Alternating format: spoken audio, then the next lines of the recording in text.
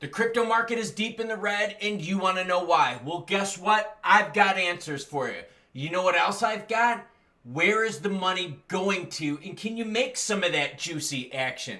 Let's talk about the news affecting prices and where the safe haven really is. Let's start it off with the viewers' comments because yes, you matter most. Miguel Casillas says, we got rid of some bad actors but picked up 100-fold more through the ETF. We did. We got rid of Sam Bankman-Fried, Mashinsky, Do Kwon, all those other losers, but you're right, the Blackhawks and all that out there controlling the ETF market, maybe we did pick up more bad actors. Regilio, longtime commenter on the channel, says, I wonder, does crypto cross your mind when running in a competition? Hell no. When I'm doing my races, when I'm even doing my training runs and all that kind of stuff, crypto doesn't enter. That's my time for self-reflection. Oh, I love redheads. But I do not love a red crypto market unless this other market is flashing green, and I'm going to share that with you. Bitcoin sitting at 65,342, ETH 3302, down 7.4%. Look at Sol, close to touching 200, now down 9.3%. XRP 58.6, 4.4% down. Aptos down 13%. Look at IMX down 9.48. Optimism down 10. VeChain down 10. The market is pulling back, and it has to do with these factors. The US dollar strength could be one of the reasons why BTC could crash more.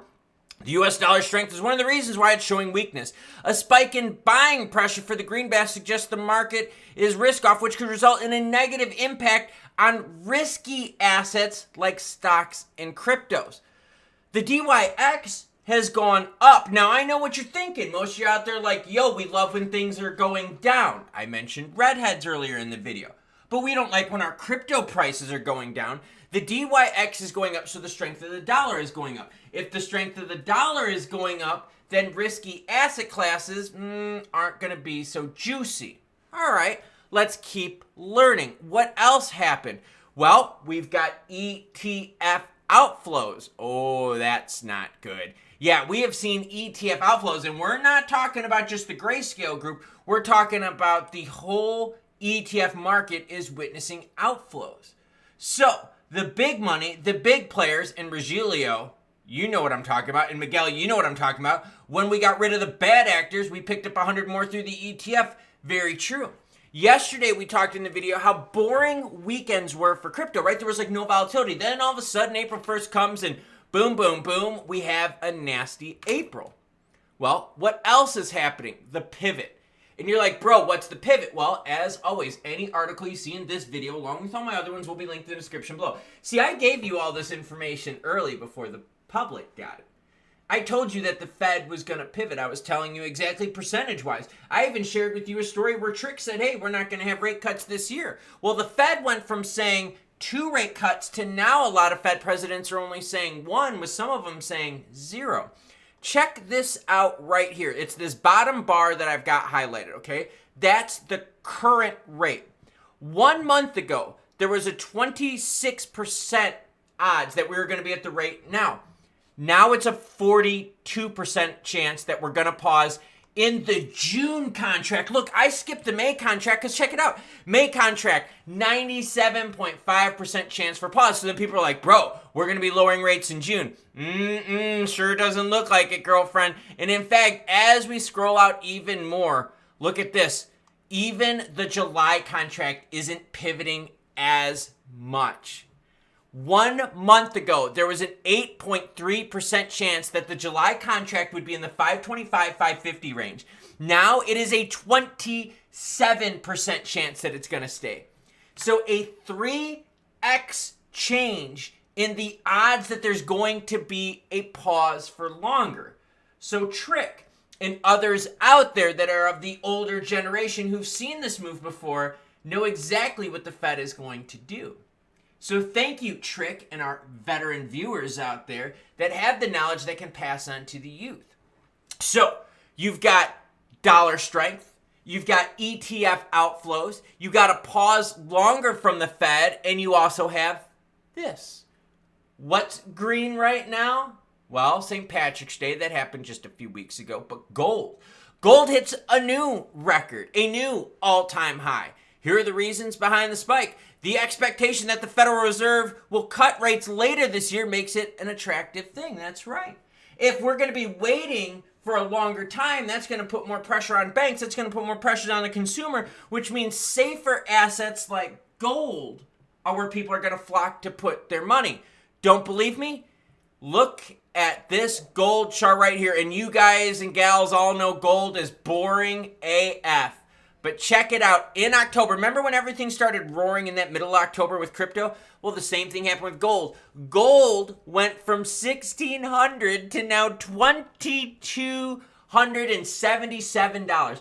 And think of how much less risky is gold versus the rest of the crypto market. And now gold is taking off.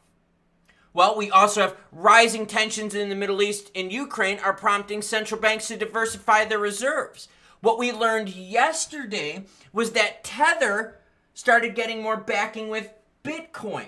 So instead of Tether going with something more conservative, more resilient, they're backing themselves with risky assets. So the crypto market is being backed with risk while people are buying into gold to back it with safe haven assets.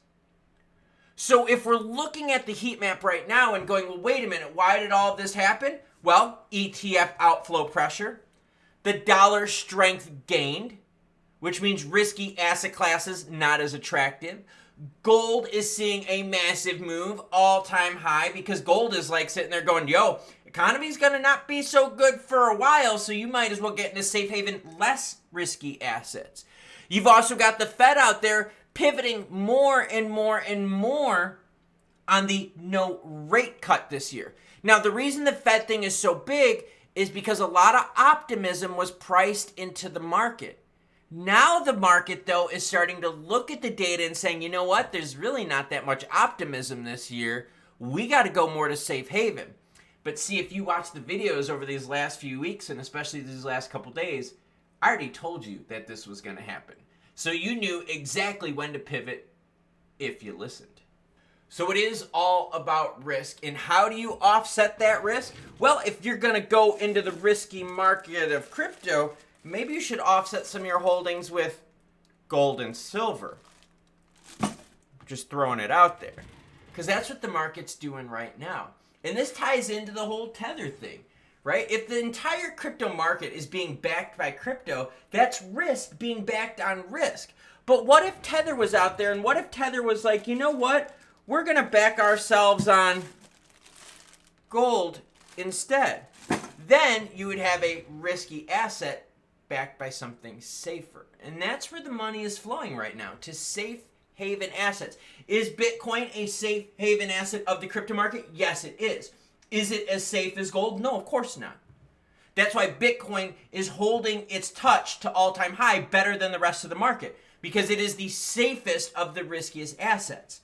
But now as the market is looking and pricing in no rate cuts this year at the pessimistic side, one rate cut here at the optimistic side, that's going to send precious metals and other safe haven assets even higher. As Middle East tensions continue, again, people are going to be like, nah, we don't want to touch risk yet. Things are getting kind of nasty. So they go to safe haven assets. So now I think a lot of us out there would have felt better if I would have reported the story yesterday about Tether being backed by gold. Because then instead of Tether being this whole house of cards that can collapse because it's backed by itself, think about that. Tether's reserves in Bitcoin, MicroStrategy in Bitcoin. As Bitcoin goes down, all of their holdings are worth less. Why? Because they've got backing by something risky. Now, if they would have diversified and said, hey, you know what? Let's go 70% risky, 30% cautious, we'd be like, oh, okay, it's not as big of a house of cards that we're sitting on that can collapse, the Black Swan event. But these crypto bros and gals haven't listened, have they? They haven't learned from the Do Kwons, the Mashinskis, the Sam Bankman-Greeds. They haven't learned from the viewers like Trick and myself who've been around the block and have seen this before. I saw exactly what happened during the dot-com bubble. In fact, I traded during that time.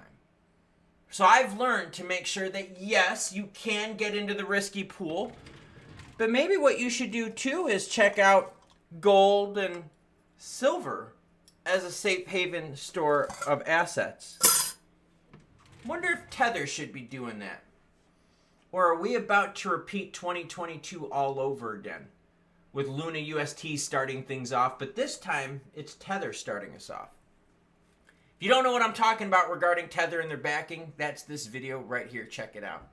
And remember, this has also been the channel that's been telling you, yo, take a pause on those rate cuts and keep your expectations in line. So if you've been watching this channel, today didn't really shock you, did it?